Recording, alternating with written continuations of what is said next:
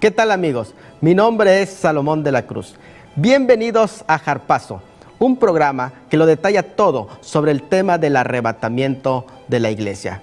Tema que ha despertado la curiosidad de los historiadores y científicos modernos. Les invito a que vean conmigo el siguiente video.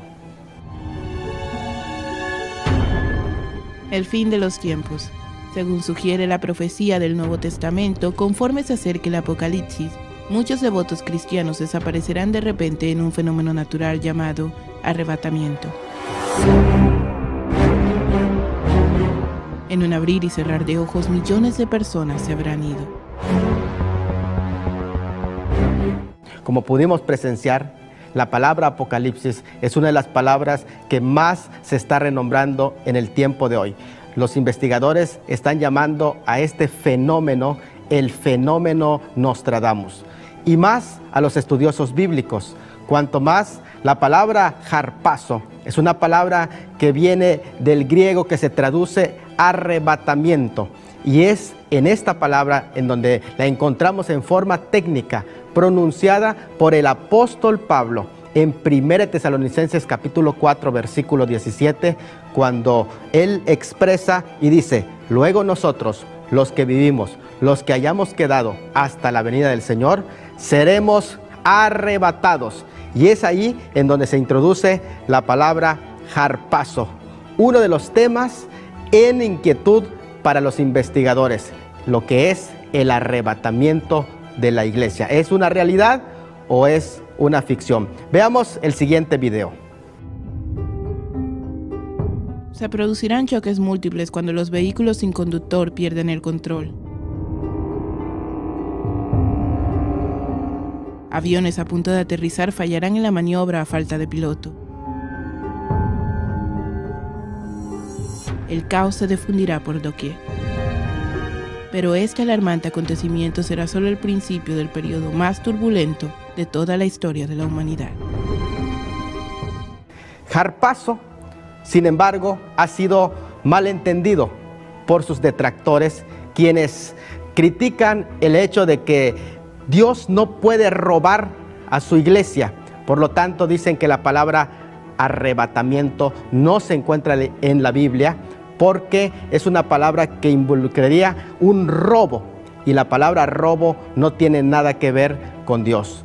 Pero al estudiar la palabra harpazo en la historia bíblica, nos vamos a dar cuenta que es completamente distinto para hacer mención de un robo o de un hurto. Analicemos 4 palabras griegas que se refieren a hurto y se refieren a robo, mas no se refieren al arrebatamiento. La primera palabra la encontramos en Juan 10:10 y es la palabra kleptó, refiriéndose el Señor Jesucristo al ladrón, que no viene sino para matar, hurtar y destruir. Se refiere al ladrón de los sueños, se refiere al ladrón del propósito de Dios, al enemigo de Dios, que es Satanás. Mas nunca esta palabra kleptó puede referirse a Jesús, porque Cristo no es un ladrón.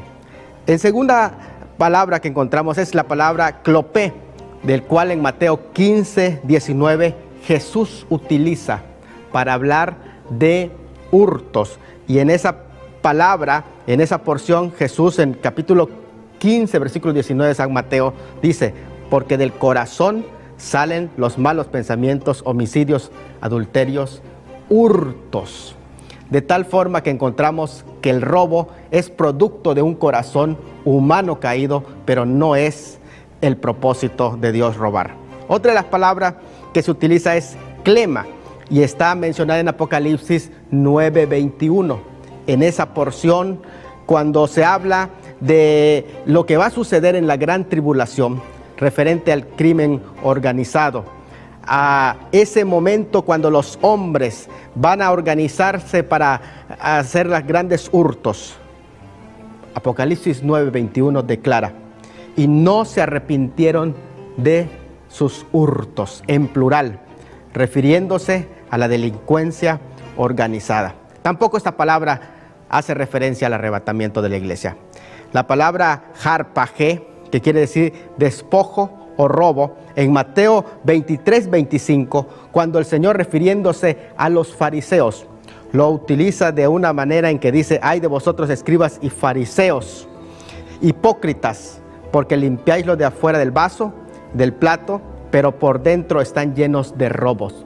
No se refiere en ninguna manera al arrebatamiento de la iglesia, ninguna de estas palabras. Estas palabras tienen connotaciones éticas, pero el arrebatamiento tiene una expresión descriptiva del momento cuando Cristo va a tomar a su iglesia a la fuerza y la va a arrebatar y se la va a llevar consigo mismo. Concluimos pues diciendo que la palabra rapto o arrebatamiento no tiene nada que ver con robo ni con hurto, sino que más bien describe de una manera gráfica la forma poderosa en que Cristo va a tomar a su iglesia y la va a sacar de este mundo, del lugar en donde se encuentra en peligro, y la va a llevar a un lugar de seguridad. Así que noten bien esta imagen, del cual en breves momentos, después de volver en este próximo bloque, vamos a explicar con más detalle el momento cuando a la fuerza fue sacado Lot de Sodoma y de Gomorra.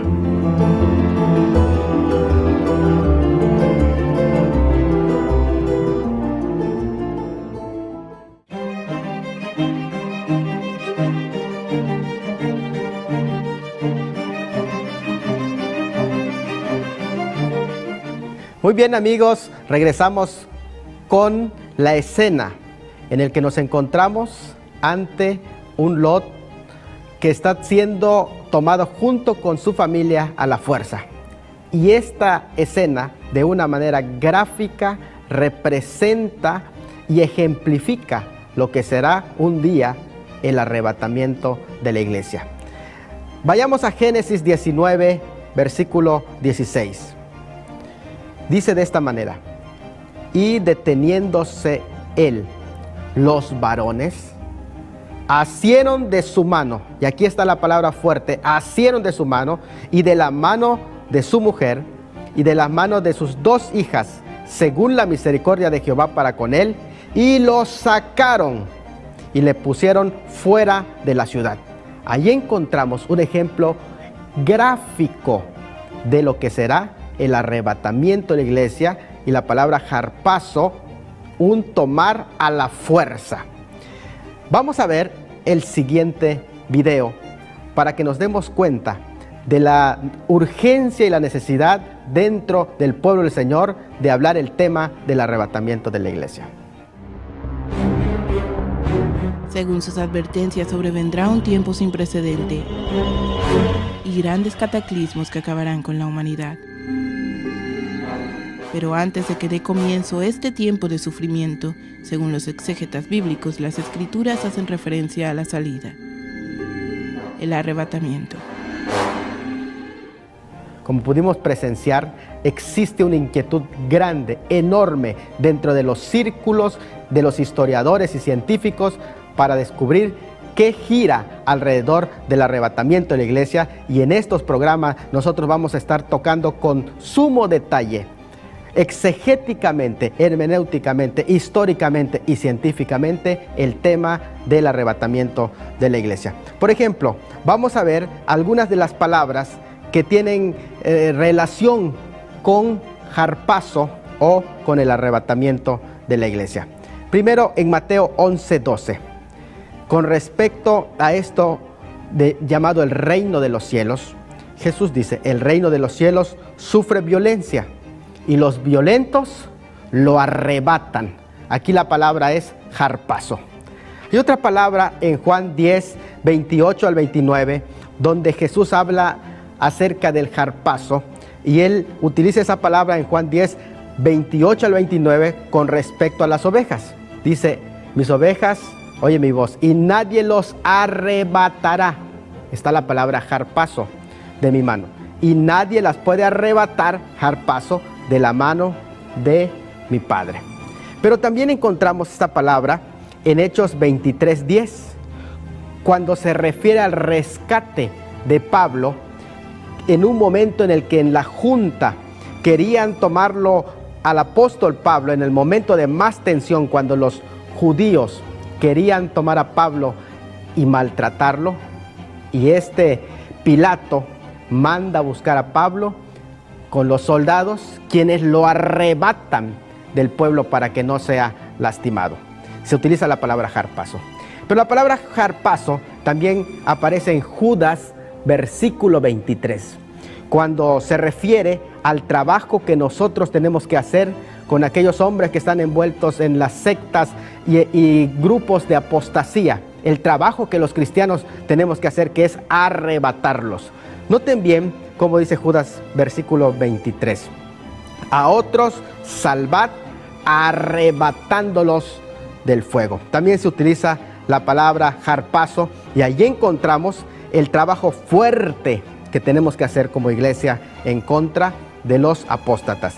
Pero también encontramos en 8:39 de Hechos esta palabra ejemplificada en un momento tan especial, cuando el Espíritu de Dios utiliza a un siervo llamado Felipe. Después de él haber llevado la palabra a un hombre necesitado, al etíope, y haberlo bautizado, la palabra del Señor dice en Hechos 8:39, y el Espíritu de Dios arrebató a Felipe, y utiliza la palabra harpazo. Qué interesante que en este arrebato se utiliza la palabra harpazo, porque esta experiencia de arrebato, que es innegable, ningún exégeta o teólogo que cree en el poder de Dios duda de que se trata de una experiencia genuina, la de Felipe, que fue arrebatado. Y si esta experiencia fue real, no fue la única experiencia. Encontramos que los profetas del Antiguo Testamento vivieron esa misma experiencia. Por ejemplo, uno de los que más frecuente vivió esa experiencia de ser arrebatado es Elías, el profeta Elías. Cuando la Escritura se menciona de Elías, y en un momento en el que aquel personaje que era también un profeta llamado Abdías, que le dijo a Elías que él temía que avisara a Acab de que está en tal lugar, y posteriormente el Espíritu de Dios lo haya arrebatado. Noten bien, 1 de Reyes 18:12. Abdías le dijo, conociendo los frecuentes arrebatamientos que había tenido Elías, le dijo de esta manera, 1 de Reyes 18:12, acontecerá que luego que yo me haya ido, el Espíritu de Jehová te llevará. Y la palabra llevará en el hebreo es nasá, que es arrebatar, a donde yo no sepa, y al venir yo y dar las nuevas a Acab, al no hallarte, él me matará. Y en 2 de Reyes 2:16, le dijeron, he aquí, hay con tus siervos 50 varones fuertes, vayan ahora y busquen a tu señor, quizás lo haya levantado el Espíritu de Jehová y lo ha echado en algún monte o en algún valle. Qué experiencia tan maravillosa el de ser arrebatado, el de Elías. Y esta misma imagen de arrebatamiento de Elías, registrada en el capítulo 2 de 2 de Reyes, es la experiencia que va a vivir la iglesia. En el próximo bloque vamos a profundizar más acerca de los ejemplos en el Antiguo Testamento y en el Nuevo Testamento de cómo fueron arrebatados esos hombres de Dios.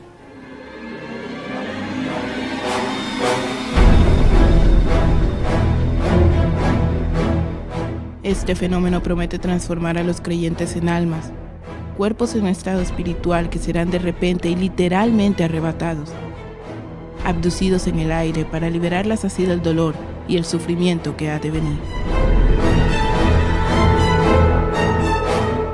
El desastre se anuncia para aquellos que queden.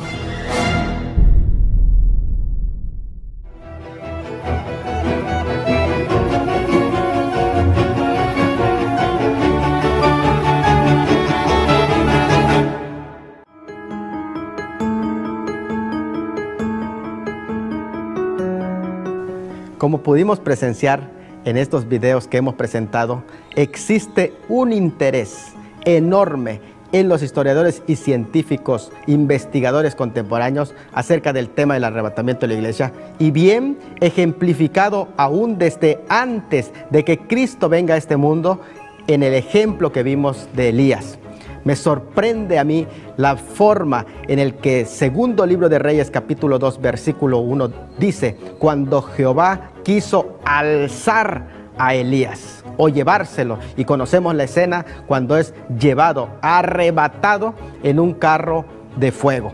Pero no es el único ejemplo que tenemos acerca de profetas que vivieron esta experiencia de ser arrebatados. Por ejemplo, esa experiencia fue frecuente en Ezequiel capítulo 11, versículo 1, dice: el Espíritu de Jehová me elevó, y se utiliza de nuevo la palabra nasá, y me llevó por la puerta oriental de la casa de Jehová. En esa experiencia de Ezequiel encontramos un arrebato. El hebreo nasá significa no solamente arrancar o elevar o levantar, llevar, pero sorpréndase, significa arrebatar.